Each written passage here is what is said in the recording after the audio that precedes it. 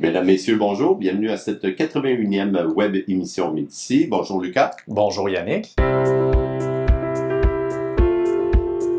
Alors, la question qu'on a de notre auditoire sur les réseaux sociaux est la suivante. Il y a beaucoup de sites présentement qui donnent droit à un dividende fort généreux. On parle de 6-7%. Est-ce que ça semble être une occasion d'investissement? C'est une excellente question. On va l'analyser en détail parce que, Lucas, il y a beaucoup de gens qui sont attirés par les dividendes et notamment les dividendes qui sont élevés.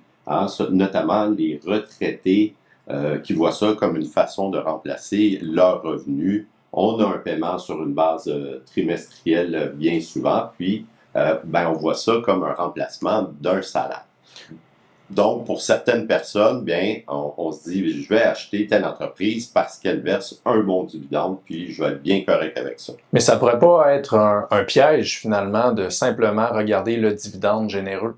Tout à fait, Lucas, puis on a des exemples assez éloquents qui sont survenus récemment. Je vais vous parler d'un placement qui s'appelle Dividend 15 Split Corp. Je vais le prendre par son symbole boursier qui est DNS. Eh bien, ce placement-là a chuté de 40% au cours de la dernière année. Ce que ça représente, là, DNS, dans le fond, ça réunit les plus gros verseurs de dividendes de la bourse de Toronto. Donc, les banques canadiennes principalement, les gros producteurs d'énergie comme Enbridge. On trouve également des télécoms comme TELUS. Donc, ce qui s'est passé récemment avec DNS, c'est que le gestionnaire de ce portefeuille d'actions-là a décidé de couper le dividende, qui était l'attrait principal de ce placement-là. Pourquoi ils ont décidé ça? C'est que les actifs qui composent le portefeuille ont descendu en deçà d'un certain seuil qui déclenche, si vous voulez, la fin de la distribution. Donc, les gestionnaires se disent en deçà d'un certain seuil, on arrête de distribuer le dividende. Puis qu'est-ce qui explique présentement que les dividendes sont élevés sur le marché? D'où est-ce que ça peut venir, cette raison-là? C'est que les titres qui versent les dividendes dans les années où on avait des taux d'intérêt qui étaient près de zéro, eh bien, ils étaient attrayants. Pensons aux entreprises de télécommunications comme TELUS, par exemple.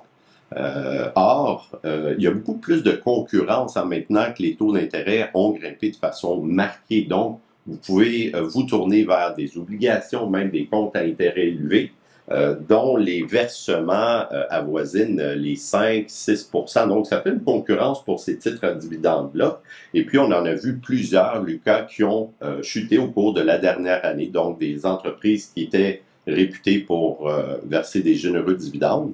Eh bien, leur valeur a baissé, comme TELUS, par exemple, elle a perdu 22% au cours de la dernière année. Une entreprise comme Transcontinental aussi, qui verse un généreux dividende, le titre a baissé de presque 29%. Même chose là, pour plusieurs autres entreprises. On retrouve dans les banques, là, Lucas, des dividendes qui avoisinent le 6% parce que les titres de ces entreprises-là ont reculé. Ça me rappelle une histoire, puis c'est peut-être pas pour les mêmes raisons non plus, mais moi je pense toujours à Cominor, oui, qui finalement avait un dividende très élevé. Il y a des investisseurs qui achetaient la compagnie pour avoir les dividendes. Oui. Et puis, ça a mal tourné. Hein? Ça s'est mal fini, cette histoire-là, pour les investisseurs. Exactement. Donc, Cominor, le gestionnaire d'immeubles de Québec, qui était reconnu pour ses distributions mensuelles, hein, parce que c'est un fonds immobilier. Dans les années, ça s'est passé quoi? Dans les années 2015 à peu près 2021?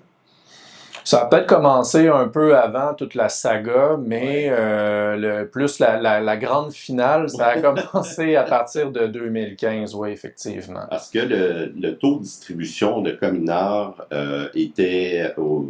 il a grimpé là, à peu près à 12% là, à son sommet. Fait que c'est sûr qu'il y a des gens, Lucas, qui étaient attirés par ça. Hein? Tu as une distribution mensuelle, hein, je pense, vu que c'est un fonds immobilier.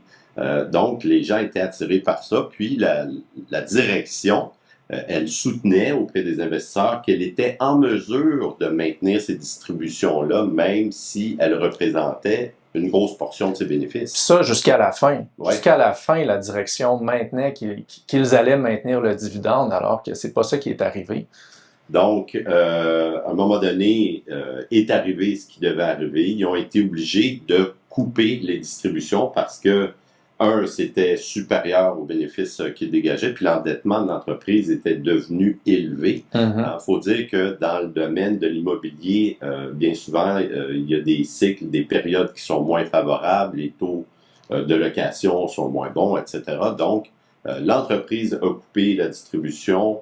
Par après, elle a été privatisée. Oui. Et il y a bien des investisseurs, finalement, qui ont perdu au change parce que ils n'ont pas récupéré le capital qu'ils avaient investi au départ. Là. C'est quoi les grandes leçons qu'on devrait retenir, puis pas juste au niveau de Comunor, mais en général, lorsqu'on regarde des titres à fort dividende? Il faut absolument éviter d'acheter un titre aveuglément pour son dividende généreux parce que, comme on a pu le constater, là, un dividende, ça peut se réduire, voire carrément être complètement annulé. Donc, il faut analyser la situation financière dans son ensemble. Est-ce que l'entreprise est en mesure de maintenir ses distributions? Combien ça représente en pourcentage des bénéfices? Bien souvent, il y a des entreprises qui sont, je dirais, un peu prisonnières de leur statut de verseur de dividendes, puis cherchent à tout prix à le maintenir, quitte à ce que ça mette en péril ou fragilise leur situation financière. Donc, analyser ces aspects-là et jeter un œil au bilan aussi parce que si une entreprise est lourdement endettée, imaginez dans une période de taux d'intérêt élevé comme en ce moment, bien c'est sûr que c'est un élément, un facteur de risque majeur pour les gros verseurs de dividendes. En un mot, ce serait de peut-être ne pas investir aveuglément dans ce genre d'entreprise-là. Exactement. Nous, chez Médici, on privilégie les directions, les dirigeants qui sont en mesure d'allouer le capital de la meilleure façon possible.